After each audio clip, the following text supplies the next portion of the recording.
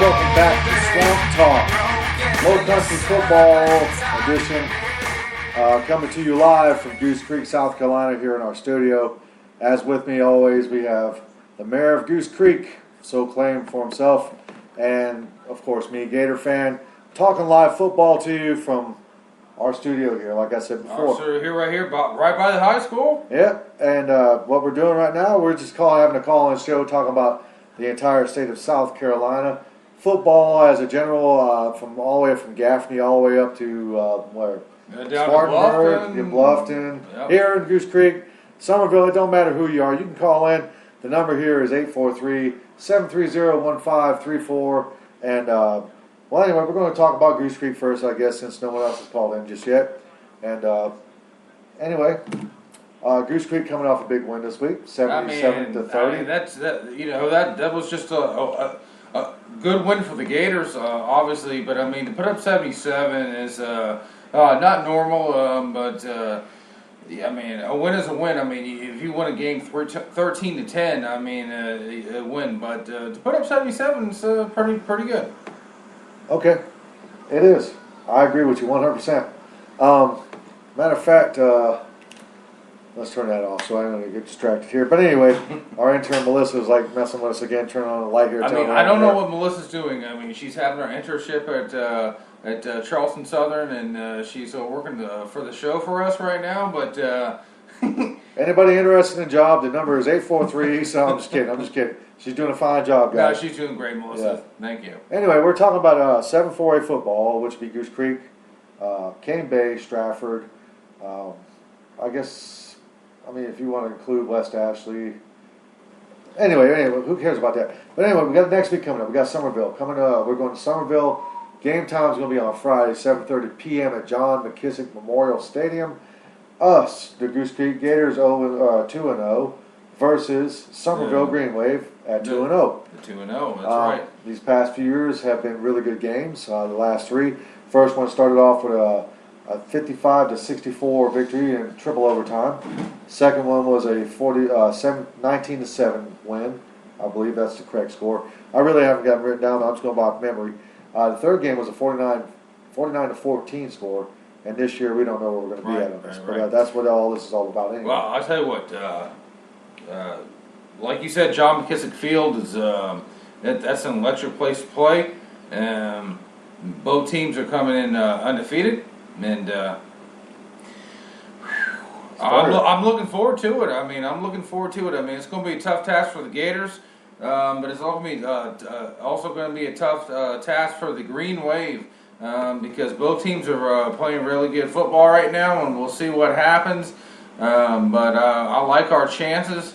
But it's going to be a tough environment to play over there in Somerville. Well, I agree with you. Somerville's been known to have a couple of good teams in the past. I mean, they've been to the state championship 12 times. I think they've won it 12 times.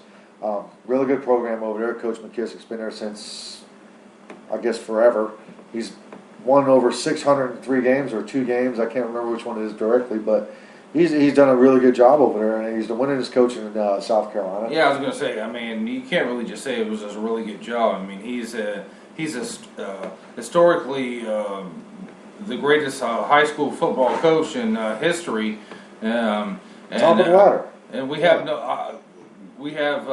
nothing but respect for Coach McKissick. Terry and I played him 4 years, and he's something else. We played against him.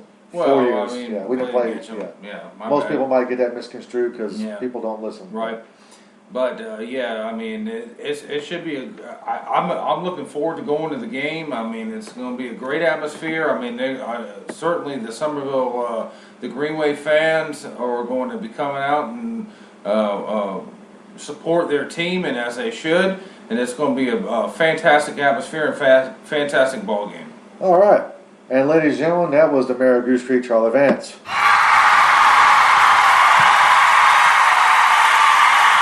All right, enough of that. Anyway, thank you, Melissa. Turn that off. The game coming up, like I was saying, it's going to be a good time out there, guys. If you get the whole entire Gator Nation, I mean, even your grandma, call the National Guard if you have to come out there and support us, because it's going to be a great game, guys. This game is going to be lights out from beginning to end. Our coaching staff as a whole really have done a good job with these guys, especially the new guys that moved up. Them guys are trying their hardest to fill in spots.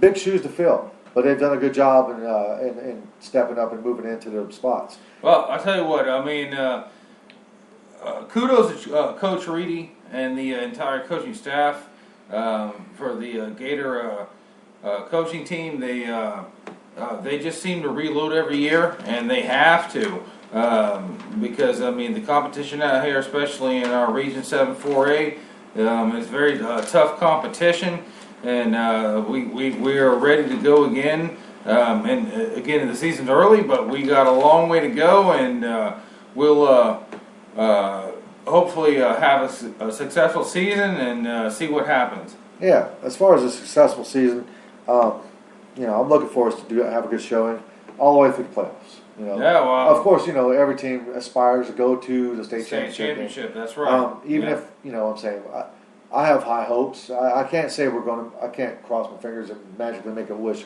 It comes from hard work and determination, which this group of people do have. I mean, they really have shown it on the field.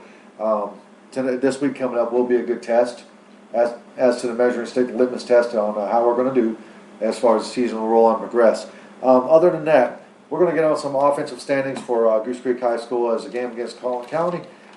First up, we're going to go with I guess we're going to go with let's see. Thanks, Melissa. Passing it over here. First up, we're going to go Goose Creek versus Collin County. Collin County first. Let me say this about Collin County, okay? I know this is probably a recap, but I'm going to say it again anyway, okay? Collin County played one hell of a game, guys, okay? They went out there.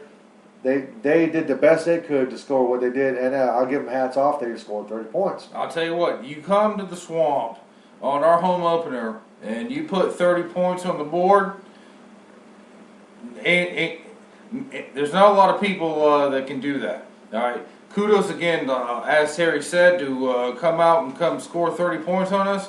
But we also came to score as well. Again, we're not going to throw up 77 every night, but we did. And kudos to Colleton County and kudos to Goose Creek. I mean, it was just a good high school football game. It was a good high school all football. around. Yep. It was great on both sides. Yep. Let me say this though, Collin County did advance their losing streak right now to 37 games, and I'm going to tell you right now, this year is the year they're going to get their first win after the 3 seasons of losing. I think you're right. Foresee it happening. Yep. I think you're right. Yeah, it's probably going to be against a team like that's down, like maybe a Bluffton, or maybe I guess maybe even close to an Ashley Ridge, maybe. That's a big maybe, but I'm saying they're going to get their first win this maybe West Ashley, a school like that. If they, I don't know. West Ashley's looking pretty good. Yeah, they're looking pretty good, but I mean, they're eventually going to win. I mean, they are a again up and coming program, and they played us hard. Yeah. But I mean, you're going to come into the Swamp on our home opener. I mean, chances are you're not going to leave with a victory, but they played very hard. Yeah, that coaching staff has turned that program around big time, all the way from the B team all the way up to the big boys on varsity, and kudos to them guys for bringing life back into that program. All right, next up, we're going to be moving on to the kids, how they played on Friday night, I guess, if you want to say it like that. I mean, all right, week 2, number 2, the total points scored so far within 2 games for us, okay? We're looking at 133 points and points allowed at 58. I mean, that's not bad. That is not bad at all. No, I think it's actually really good. But just to see the way that Caleb Kimrell ran the ball and Tariq Evans. No, you're thinking about Evan McField, Tyreek Johnson. Tyreek Johnson. Yeah, I get them mixed up too because I get them confused. New names this year, but yeah, I get them confused. But the way that our 2 tailbacks ran the ball and Dantes Benevent ran the ball and threw the ball well, and I mean, I'm really looking forward to how the season's going to progress because Goose Creek hasn't lost a game since the university team from Miami, Florida. So it's been a while. There's a lot of guys on this team that don't even know what losing is yet. All right, that's exactly right. That's according to Chuck reading in the paper. That's correct. There is a lot of guys for real that have graduated already that don't know nothing about losing, except because they played maybe 2 years of football or 3 years. It's a winning culture now. Yeah, I mean it's he's a done winning culture. Lights out job over there doing what he's doing. I mean, one of the best coaches I've seen in this low country area in forever. Okay, besides John McKissick, of course, who has the most wins in the country. The funny thing is Terry and I played. We played at the same time. I would have loved to play for Coach Reedy, and I'm sure Terry would as well. Oh yeah. Just to see him, because he's definitely. He's got a culture growing, like you said. I mean, he has started. He built it from the basement up. He built the foundation. Working with the B team guys, working them from all the way from there, all the way up to the program that we are now. And when he first started off, we had to take over and fill in for, finish up the seasons for the other guys, to get the new program started. But once he got it rolling, all the way up to now, I mean, you just progressively you see the wins going up and up and up. And in the last 4 or 5 years, have been nothing but caliber teams that that could beat anybody. Well, I mean, on any given night, he's brought us up to one of the top echelon schools in the state. I mean, we're talking about Goose Creek and comparing them to the upstate schools with the likes of Burns and Gaffney and North Augusta, and we're definitely a state powerhouse now, and that all comes down to Coach Reedy. Yes. And getting back to the Goose Creek, the kids on the team.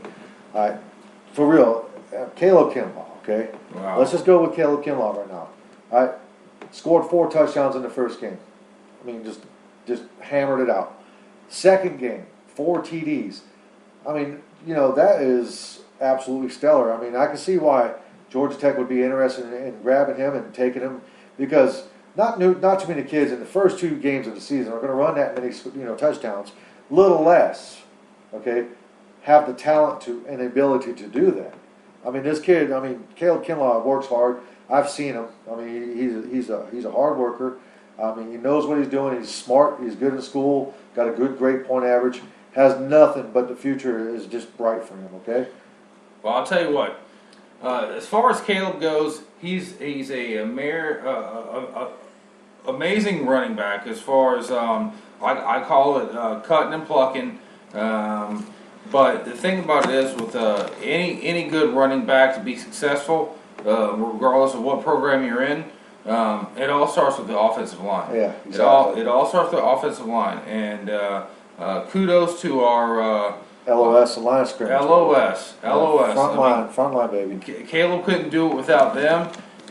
But I tell you what, once he gets past that line of scrimmage, I mean, you never know what's going to happen, and obviously our strength is running the football. Exactly. Hey, and I'm gonna tell you one thing. All right, according to week 1, there were people in the stands saying, "Oh, Goose Creek, whatever," talking about Caleb. I'm saying, all right, you know what? To all the naysayers and doubters of his ability, I tell you what. Why don't you line up and why don't you try to tackle the boy?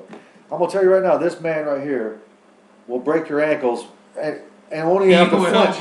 He will break your ankles. I'm gonna tell you right now, he will break your ankles. For all ankles. the people that even talk any kind of crap about our running backs as a whole, just why don't you line up in front of them and have them put a clinic on for you how to stand still in your tracks and follow. Well, I'll tell you what, you want to talk anything about our running backs again?